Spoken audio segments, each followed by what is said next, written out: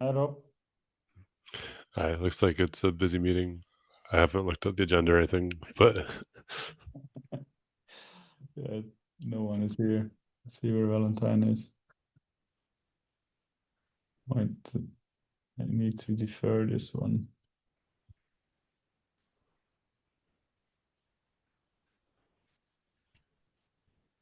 I didn't have much to add for today. I was just going to lurk, so I don't know if you had an agenda, but Yeah, I mean, I had the um, arrow discussion, but I mean, we've already talked about that comp anyway. But I think what we could also do is we could um, put it today in the agenda of next time so that because I was also late, like I added myself to the agenda this today, and which is way too late. Um, so because I think for the arrow stuff, what we need to come up with is I think we need Trask for it to know what direction we want to go. Because we essentially have these two cases that we can either use the semantic conventions for errors, or we can use our own conventions for graphical errors where we have complex objects. mhm. And I know that Trask did some digging on the OTel side to check out if there was prior art in this area, but he never came back. So Yeah, like it's not something I'm that familiar with, so it'd be great to have his more expert opinion. yeah. Out of curiosity, do you use at the moment? Um, Do you run any aggregations as, I mean, meters based on your telemetry data that you have at the moment? So we emit time series stats D metrics independent of Hmm. traces, so I don't think we're doing any post processing. Hmm. So like we don't derive metrics from other data Right. sources. Yeah. But what graphical metrics do you process? Because I think after errors, this is probably the main last thing that we have to think about. Because errors, I think once we know which direction we go with errors, it's going to be quite easy. The meters is more something that we have to think about. What backend do you use for it? Prometheus. Prometheus, self-hosted, self-managed, Yeah. so you don't have the problem of paying uh, how do you say cardinality cost. Datadog loads of money. Yes. Yeah. Yeah, like probably about 2 years ago, we moved off Datadog to self-hosted because of the pricing, and then we wanted I more mean, consolidation. you're very quickly in especially with your scale, you're very quickly in the area where you can actually pay a full-time engineer to maintain Prometheus for the price that you would pay to to run. Yeah, I think there's like 20 people on staff. To be honest, like it's not a small team. Yeah, yeah, yeah. That makes sense. Yeah, I mean, 'cause they probably also do all the other BI stuff, right? Big data, data analytics, or is it just observability? right now we have a specialized team for observability. So there's like a small tracing group, a small logs group, a metrics group, and then an error reporting group. How many engineers are you? Uh, I Shopify. think 21. It's you and the observability guys, no, no. I think right? it's like over. I think it's over 2,000. Like the company's like 10,000 people. Okay, fair enough. Yeah, Shopify is huge. It's a different scale, obviously. So like, yeah, the company I has mean, I just a know group that that you're does. very quickly in the 1, 2, 300K range when you do Datadog. So it's at some point like it's just super. It's just way cheaper to just go to hire a Prometheus engineer or someone which understands it than host it yourself. Yeah, like I'd say like my naive looking in at the group is like there's one or two people who kind of know that vertical very well, and they do tracing or they do logs, and they collectively like provide the observability tool chain of the infrastructure, and then we can kind of hook into it and like emit data, and they deal with the persistence and the aggregation and everything. And then that's separate from any data warehousing stuff that we do for like business purposes. Mm. So anyways, I kind of, we're trying to, or a problem that we have right now is like we're doing GraphQL performance stuff in data warehousing land, and it's kind of being duplicated in observability land of like, because we have a public API, it's kind of like it is a product in itself. So if we're trying to like digest like how people are using it and like how that usage Do is you pay changing over based on, time. do we have to pay based on usage of the API? No. So yeah, we kind of have two audiences. Our primary person that's paying Shopify money is a merchant who's Mm. hosting their stuff to provide commerce primitives. And then there's public developers or private developers who are acting on the merchant's behalf to do a job. So you can have a public app ecosystem, kind of like an app store, where I can kind of discover reusable code bases that I can install to like do a job, like discounts or whatever it may be, CRM things. And then I can also like write custom code that's unique to my needs. Mm. And we care about both. In both cases, they're using the API at the end of the day. Public graphical API. The best. Yeah, I wish people talked more about it. Of like, Yeah, we can't just do trusted documents. So there's not many that do it. It's different. um, You have your very unique. I guess for internal use case, you have a separate API, right? Or you. the public stuff is a subset of the internal Mm. administrative stuff, and then we have internal only things too. But Yeah. more and more, we're trying to push teams to make things that are internal only public, because in many cases it's built for UI, but there's no reason why that we can't allow other people to interact with the API in a similar way without Mm. the UI layer on top of it. Mm. Mm. Yeah, I mean the relay patterns are quite well to be used also by developers. Like there's a few things which are very UI specific usually that you do, but the general patterns are not too far off.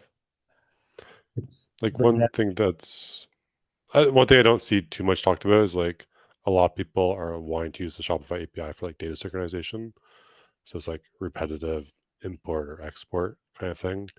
And I don't see that use case talked as much about in the community, where it's like, yeah, yeah, because if you we've had this with customers a couple of times when they use the GraphQL API for data synchronization. And in your case, I think that's different because your consumers are third parties.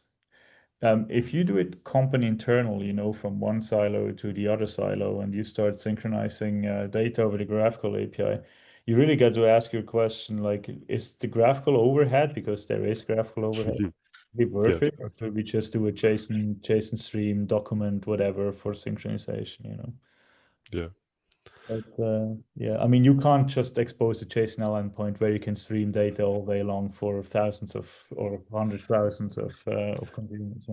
Well, that's the thing, right? It's like people want to use GraphQL in their own unique ways, and they talk about the different commerce primitives and their own ways of nesting and stuff. So it's like, I think GraphQL still kind of makes sense, but sometimes it becomes messy of like what are better API primitives in the GraphQL transport.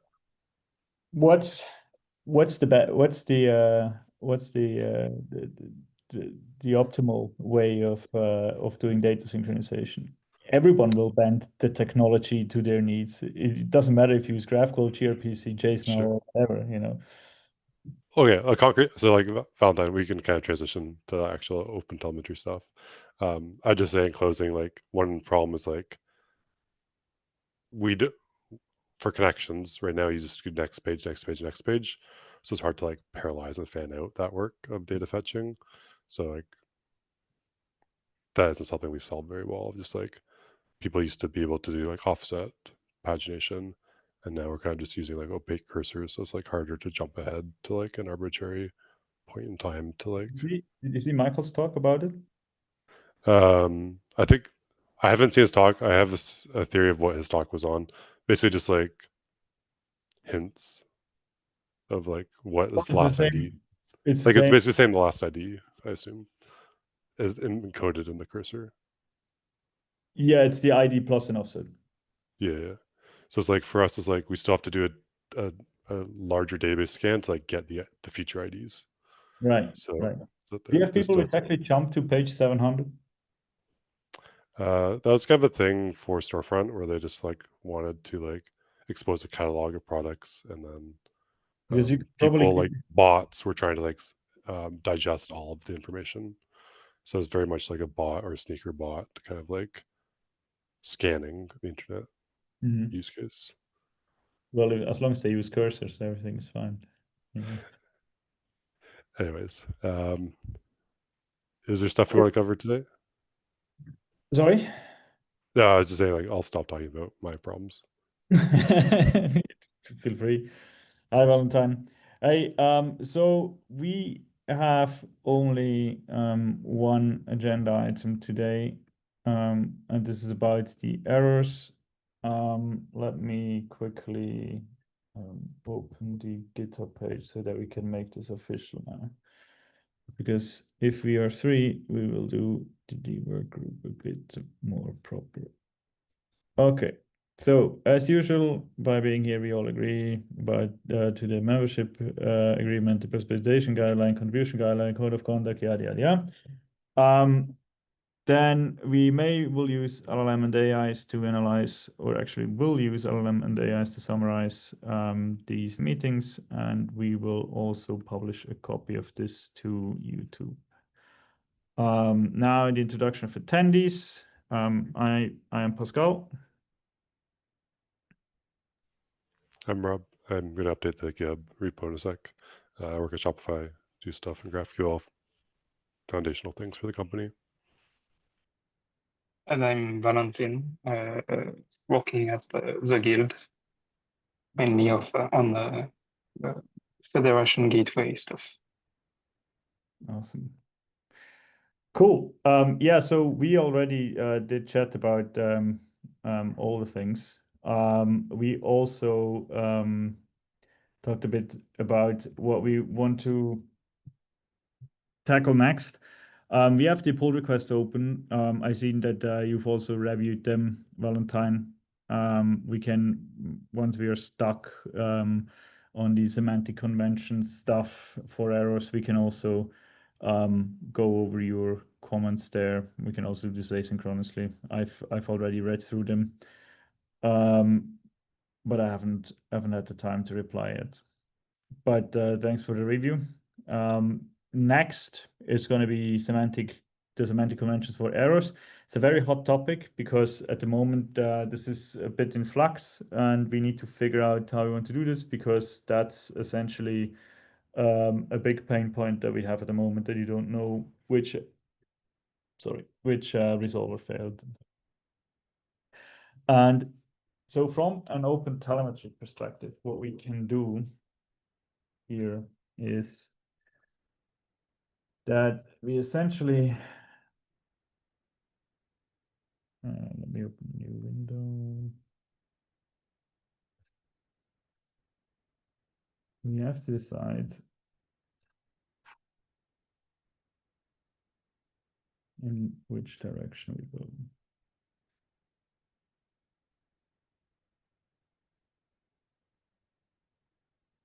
Okay.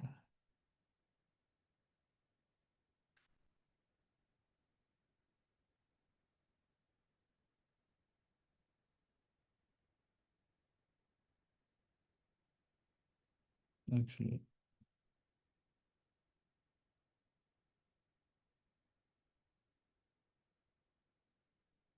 do you see my screen?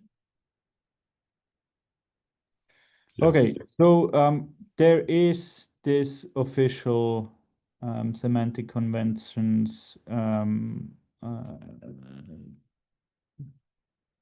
thing for errors.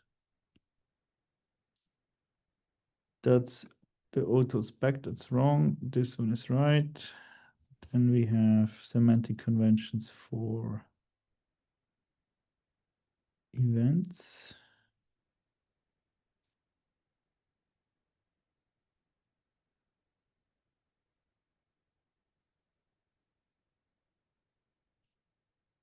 Okay.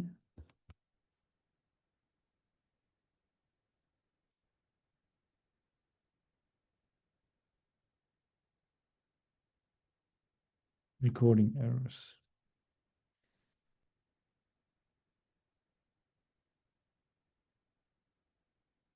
Yeah. So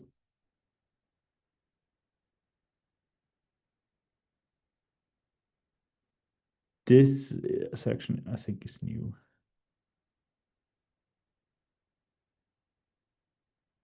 But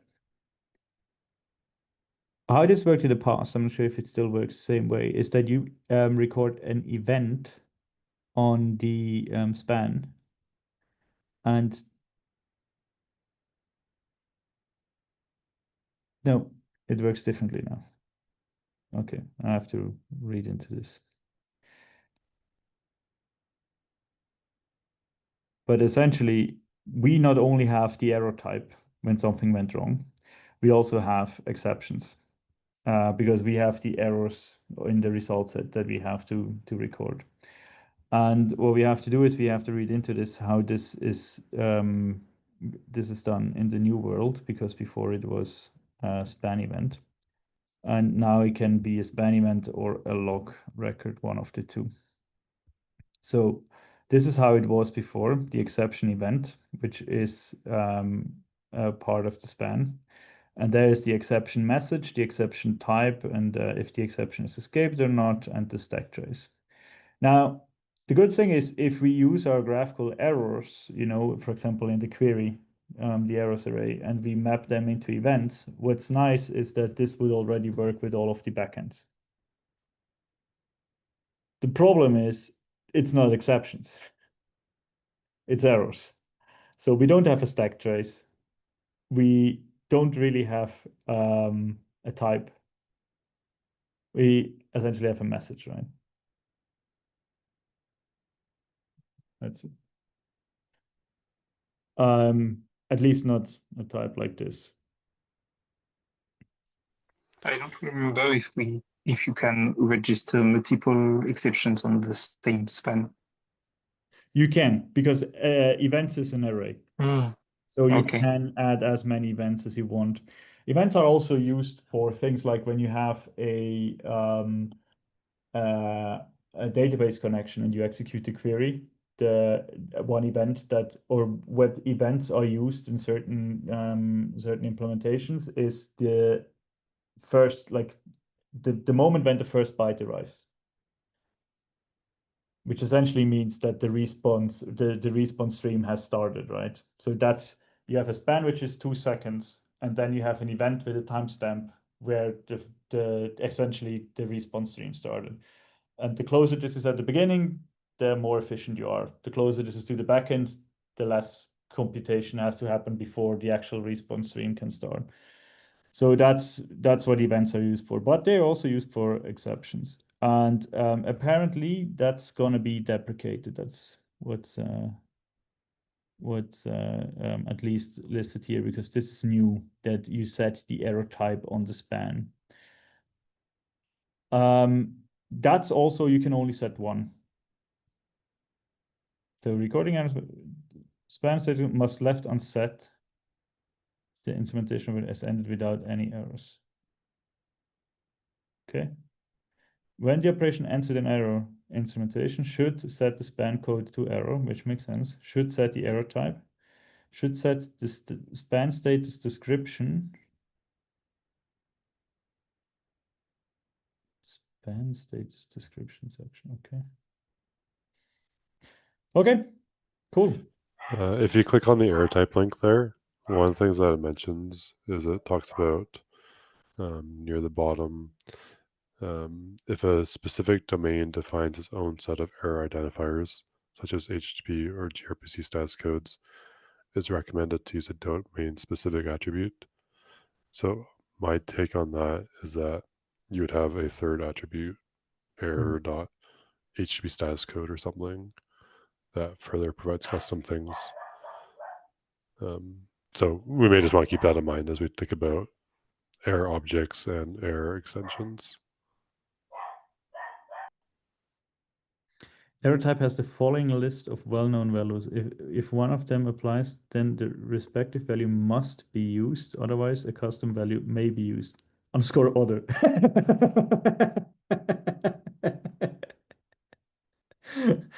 Nice. Was this page helpful? Yes, it was.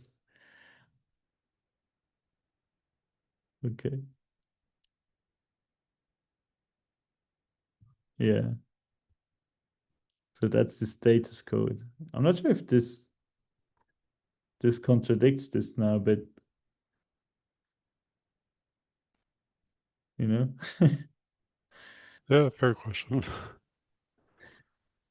Okay, but I mean, it already, like the HTTP span for us will always be valid, like in the most case, unless data is null in GraphQL, then it will be 400, right? But if it's not, then it will be 200, even though that you have errors. What we need to figure out is the error for, if a result has an error, it's either a complete failure or a partial success.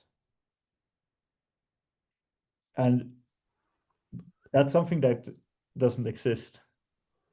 Partial success. That's the same issue that we have with the HTTP transport working group, where we were thinking about introducing a known HTTP status code, which essentially would be partial success.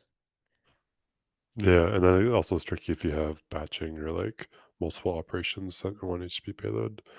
Again, it's like harder to map. That's correct. I guess when I guess we should follow probably the same approach that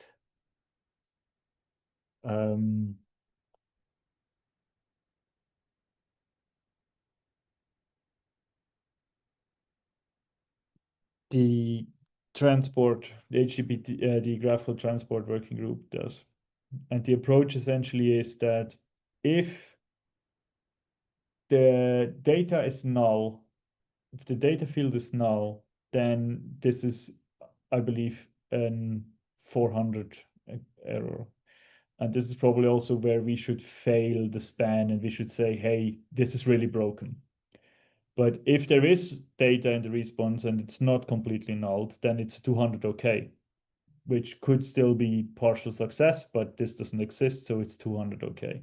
And I think we should probably do the same thing in the OpenTelemetry specification as well. We should say that actually it's the span is not failed, the span succeeds, but we still append the errors, or so that's what I would do, append the errors as events on the span. Like what's done here? Semantic conventions in logs? Nope. What's done here? Semantic conventions for exceptions on spans. Because that could be graphical error, and we could have many of them, and we could say that there's a graphical error 1, 2, 3, 4, and we can add them individually on the span.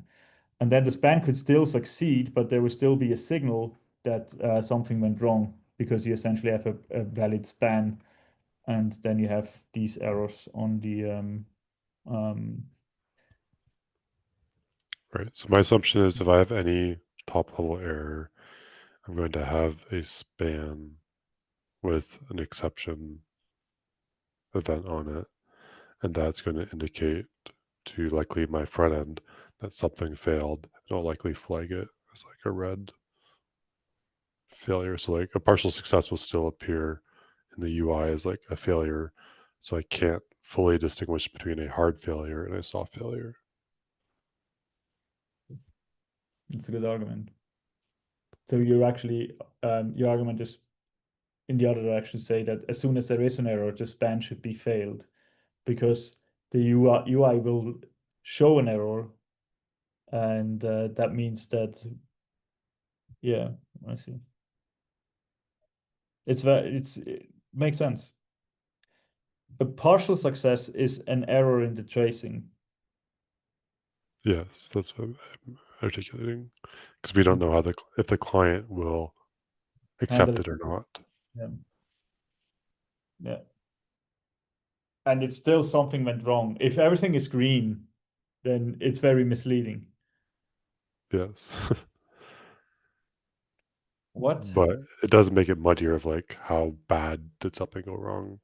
And like there's not really a classification right now of like a server error, like an exception, versus a handled user error. Well, I mean, Perhaps, technically, all errors are bad because best practice would be to not use the graphical errors for errors that are user errors. Like in a mutation, you have the mutation convention, like this, I don't know, product doesn't exist and so on. That is a valid exception. It's a controlled exception use case, you know. Like yes, but I think it's harder for query, or like at least for me, our APIs existed for a long time. Yeah. So what the community may say is better practices now didn't exist when like we started our code base. And then additionally, like our mutation has a custom object for error, like user errors, but there's no equivalent thing for queries. So queries may also still receive inputs like filter arguments, like a UI search thing. So right now in my system, it's like the only way I can give error information back is a top level error, even for like bad user input Mm. for the I query scenario. s- perhaps that it's because we don't want every errors to be flag the span as error. Like for example, validation error. Do you actually want to flag the span as error? I don't know. Or perhaps just let the integration, the OpenTelemetry integration, allowing you to filter which error should or shouldn't flag the span as an error. Like you can allow some errors to not flag the span as an error, for example, if you want to ignore some validations error or authentication errors. It's the first thing that I'm thinking about is like an authorization error.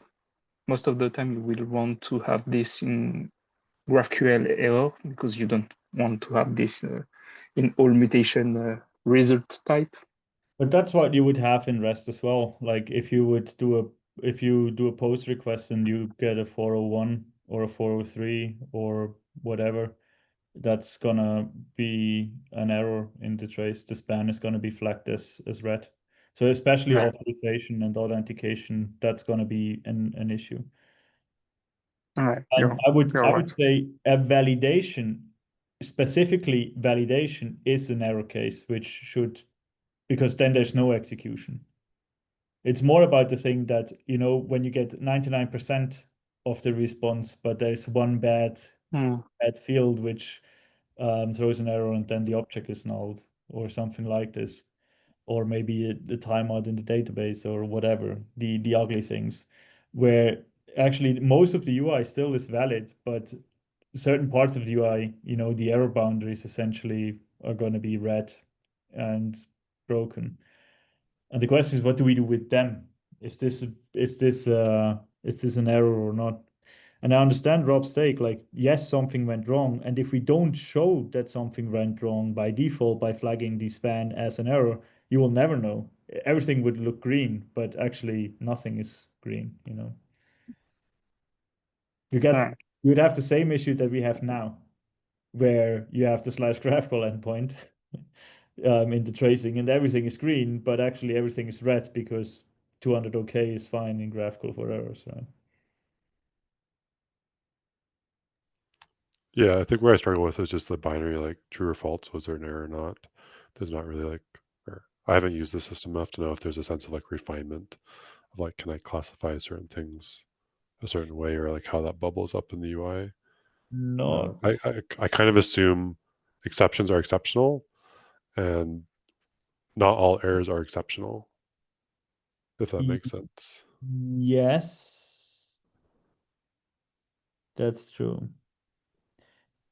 So usually exceptions are aggregated somehow. An approach, like the common approach is that they hash the stack trace and then they use this as the error identifier, meaning that when the same exception is thrown twice from the same location, this is the same error group. This avoids having to have 17,000 different exceptions when there is specific information of the current case in the exception message. For example, not that this is a good idea because this would be logging PII data, but when a user fails to log in and you say that, hey, this user login failed and the username is in the error message, you would now have a list of 17,000 different users that try to sign in. But as they hash the stack trace, you actually only have one error group. The user couldn't log in with 17,000 occurrences because it happens always in the same case, right? In the same position, just with different error messages. So that's exceptional use cases where these are usually aggregated and shown separately from the traces. So you have the tracing and then you have a list of errors and you can jump between the traces and the errors back and forth and whatever. And Right. So for me, my naive belief is that a span that's flagged as having an exception, I should ideally be able to link into my error reporting system and view that grouping hash, because we have a similar like approach to what you described. And I can like find that like special stack trace or whatever. But that's different than like a client stack validation failed or authorization failed, because to me like those are handled. So like, yes, I think it's useful to be able to find spans that have this error information, but I don't think that error information is exceptional. So I'm wondering if there needs to be not just this exception event, but some other metadata specific to errors that are like more common and like accounted for. yeah, so handled exceptions probably wouldn't land as a span event on the span. So because what you have to do to make an exception available on the span, that's is written in the semantic conventions here. Yeah, I think you're talking about like raise an exception instance and stuff. Like, at least for my experience on GraphQL Ruby, it's like static validation fails because I'm raising a static validation base class error, and then my engine is handling that and converting that to a top level response. Yeah, yeah.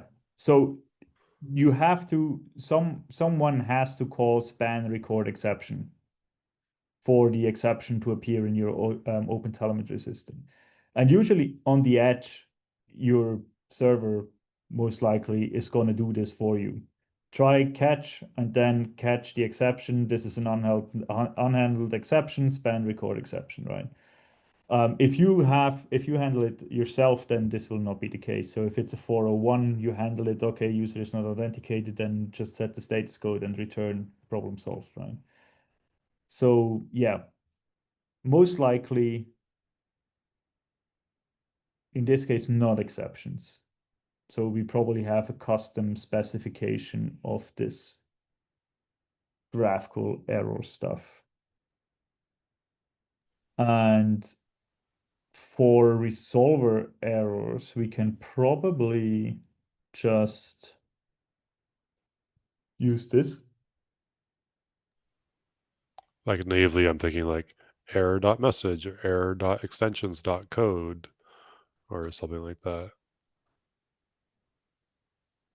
Like basically a way to move Yeah. away from the terminology of exceptions for top level errors Yeah. by default. Like I don't expect a one-to-one between a top level error and an exception event. No, especially because the exception probably is deeper. And you could still record exceptions. So it could still be that there is an unhandled exception which bubbles up to the query root. Like we have this, for example, there is something when something really bad happens in hot chocolate, then we have the famous unexpected execution error. And all of the errors that we have in our I/error interface in hot chocolate essentially have the option to contain an exception. So what we would do, most likely, I would have to verify if this is a good idea or not, but essentially we would say that we log the errors, so error.message, error.code, error.whatever, what we have discussed, right? What we have specified. And then we will just also log on the same span the exceptions. Because we say that, okay, that means that the exception probably was not handled in the lower level, because otherwise it wouldn't be in the error. And then we can just set these two. And that wouldn't be an exceptional use case. I think that could be the differentiation, is that the error itself is not an exception, but there could be an error and an exception for the same thing. Like there could be an Yeah, I unexpected agree. Yeah. execution error, and this database was not available. That's the exception, right? But database not available would never be displayed to the user. What the user sees is, yeah. Yeah, what we have to figure out is how specific these have to be. Like, is this a graphical error dot message dot code, or is it just an error message and an error code? But yeah. Yeah, and I guess like also like where do they live? Because it's like, do I try to like, because I have a GraphQL field path and a resolver span, am I trying to like put as much information from the error path and match it to that like span? Or is it going to the like outer execution span, the parent? Like how much matching are we doing?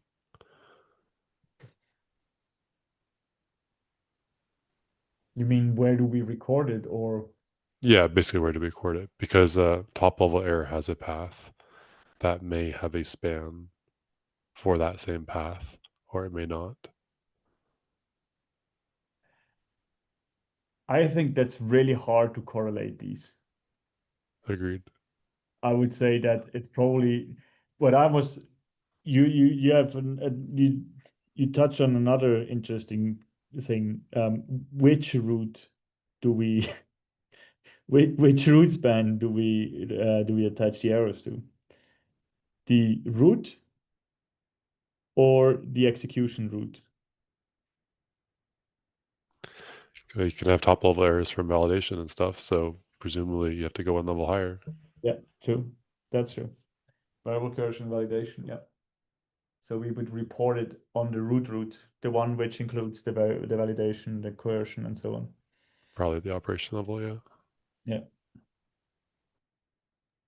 And then you lose the correlation between the error and, for example, if you have a resolver span.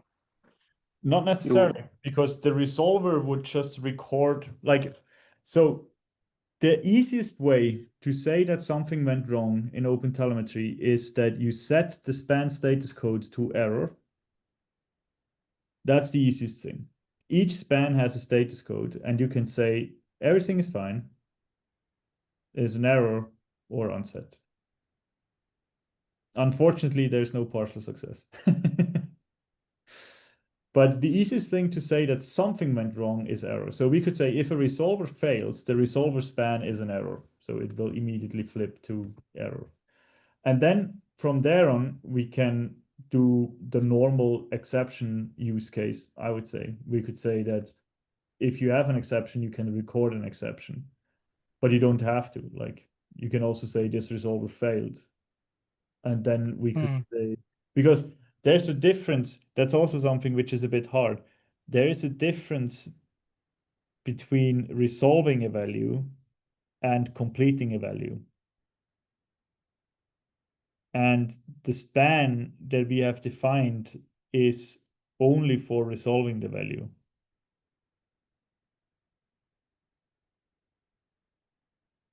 So you have the field resolver, but after you return the value from the field resolver, there's something else happening. And this can fail too. If you have an enum and you return a value which is not in the schema, then you have the value completion which explodes.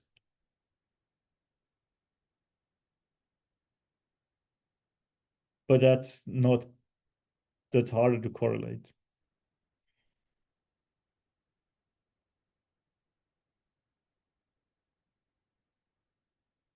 Yeah, I think Like, I'm not too worried about that just because I think there's still enough information in the outer spans to kind of like replay some of that if we have a good stack trace and stuff.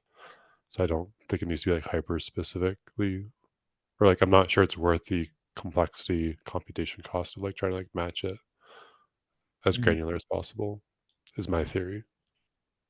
Yeah, and additionally, on top of that, the thing is that you most likely, like if you have an enum value which is not in the schema, which you return, which will lead to a value completion error or a null value completion or whatever, the chances that this field has a span is low. Because think about it, like we say specifically in the specification that not most fields should not be traced.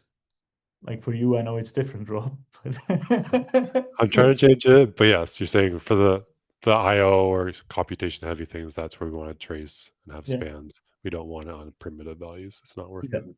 So I would say that most likely the nullability issue is that you read something which shouldn't be null and is null, and then it explodes. That could be an edge where you go to the database and fetch something, but it could also be that it's null in the database because it was never set and your schema was changed to non-null or something like this. So yeah, that means what we log in the graphical error is the message.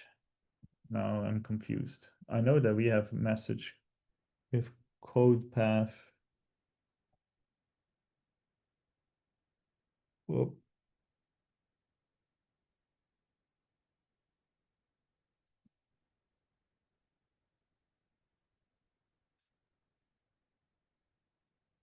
Okay, so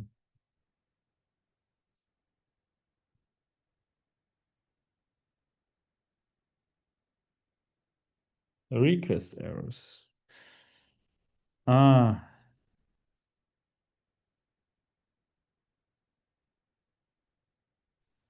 Like location can be null or path can be null, but it's interesting. We have to read this. A request error is an error raised during the request which results in no response data, typically raised before the execution begins. A request error may occur due to parse grammar or validation error. So that's exactly what's in the very outside thing. And then there is execution errors, which are the inner one. So there's different categories of errors. So from a specification perspective, it would be probably more correct to set these errors on the outermost span and these errors on the one inside. But it makes it much more difficult to correlate graphical operations this way because you now suddenly have in one trace. Like if you just look normally, if you just look at the root trace of a graphical operation, that's enough information that you need for most of the aggregations. Like you know the name, you know if it passes or failed, you know it had errors, you know how many errors it had, and so on. And you don't need to care about anything else in this trace. If we start putting the information across multiple traces, you need to roll up based on traces, which is completely impossible on high scale. I think that you can link the error in the execution span, but still set the root GraphQL span as a error, like the status, and then you can. But you still have to unroll everything to get like the list yeah, of actual errors. yeah. Mm. Like on the response side, like the end user doesn't see a distinction between request errors and execution errors. They just see the errors key. So it's like, yes, there's this like nuanced distinction in the spec, but to the end user, like it's still the same shape. And It, then it's like, it could also be like we can play with this. We can play with this. Maybe it's also a flag error kind or something like this, and then you know it's a request error or an execution error or whatever. But this is also just noise. Like you probably don't care anyway. Actually, you don't care anyway because these errors, like grammar or validation, this will fail the validation span. So you see exactly what's wrong, and then you have in the outermost the graphical error aggregation. Anyway, yeah, partial response data.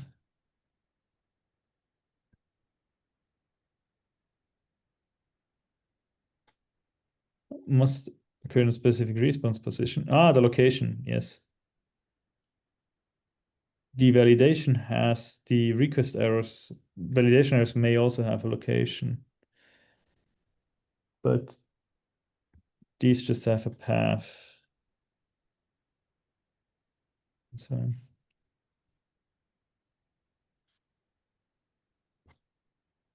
okay.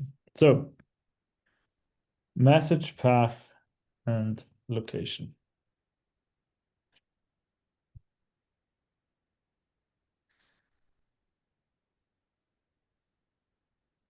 These are the three that we have to define.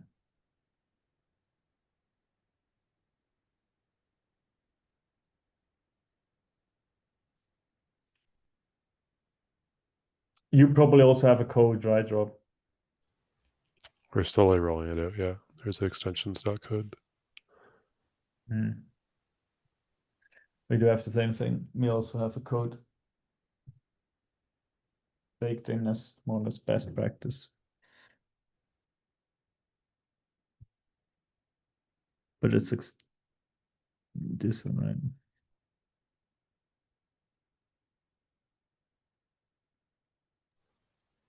So like, for example, the way I use it today is like, I just roll up all my errors and report the unique codes I see in a response to my logging system. Mm. And then generally that helps me understand like what are the nature of the failures. In Hive Gateway, we've done a similar thing that on the root GraphQL operation, we have an attribute which is an array of all the error codes that we had in the execution of this GraphQL operation, which makes it easier to at least display in your dashboard like all the error of this particular operation without any aggregation of error. Mm.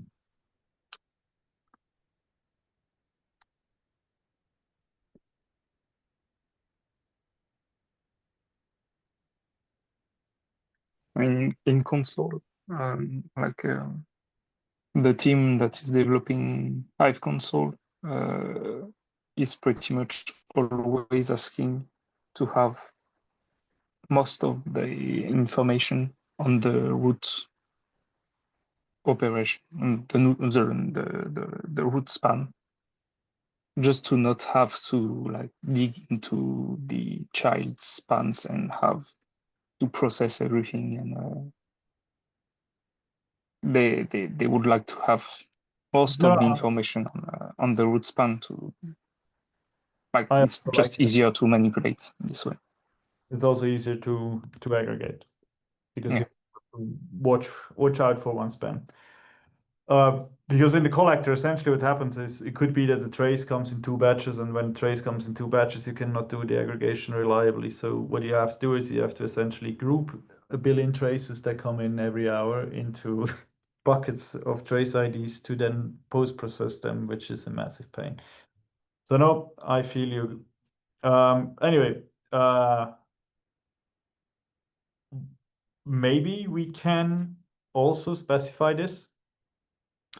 And maybe we can even make the code a partially official one. Like maybe we can even say that the error extension code is recommended. Or no, optional. Optional. Yeah, if it's there, this is where we suggest it goes. Yeah. Yeah. Okay. Cool. Yeah. So then, yeah, I think that's fine. Essentially, to recap what we have discussed, what we will propose, and then we will see what the OTel team says to it, is that a graphical operation turns the status of the root graphical operation span is switched to error as soon as there is at least one error, with the idea that if we don't switch it, you don't know that you have errors. So we want to, as soon as you have an error, it should be marked as an error, even though that it's partial success. It's the same issue that we have with the graphical HTTP transport, where we would have a partial success, but we can't really, we have to decide if we say 200 OK or 400 XX issue. Then So that's, yeah. I was just gonna say, I'm personally on the fence about that because I think exceptions should be exceptional. And I feel like there's many errors that are not exceptional. So for me, I'm just wondering, is there a different filtering mechanism that lets me know were there any errors or not that is separate from the error type? So can I look for like the presence of a different attribute or something? I don't know. We don't have to dig into this now because like let's summarize it. I'm Well, it's just the usually what makes a span red and what counts in your aggregations in the backend as a red, as a failed error is not this attribute. It's the status of the span. okay. I was just worried about it bubbling up, but if that's not a concern, then that's fine. Well, what we have to decide is what makes the error, what makes the status error. Like I would say by default, all errors are errors. And then you can override it and you can say that, okay, like I don't want to have it for these in like just with code, you know. Yeah, I You understand. can say that I don't, in these cases, I don't care. Because I would Okay. say in 90% of the APIs I've worked with, it was very, very, very uncommon to have errors just appear. Like it's either the data's null or something went wrong in terms of validation or something like this. But I've seen it rarely that you really have the error object used just as transport to the user that something went wrong. Okay. Yeah, I think at the end of the day, for me, it's like as long as I can tell open telemetry that these specific error classes are not exceptions, but more like handled user flows, I'm generally okay with that. Okay. Okay, cool. Then we have the error type. We have to decide what goes in there. We don't know yet. We'll see. That's probably going to be something like something generic, something like graphical error or graphical that could be graphical request error or it could be graphical execution error because there can never be both. Because if there's there's a request error, then there's not going to be an execution. So it's either a graphical request error or it's a graphical execution error. That's essentially what the error type on the span attribute is. Okay, then we have the definition of how we want to actually report errors. And we said what we will propose is that we use span events and we put on the span event our own messages, our own attributes. And these would be something like error.message, error.location, and error.path, which again will be a JSON path. And then we will also propose as optional error extensions code, because this one is really common for APIs to have. The timestamp probably doesn't really matter. Okay. Sounds like a plan. Cool. We started a bit late today, and we still make great progress. That's good. It feels like such a tricky, nuanced conversation of like how everything should fit with all the layers. So Yeah. I think we need to. I think we can actually knock this out in the next couple of meetings, and then we can talk about the metrics a bit, because I think the errors are actually not that complicated. And once we talk Should about we should we also think about subscription for traces? Because that's its own beast. So yeah, very, and very deferred and all the long living spans with I've had events.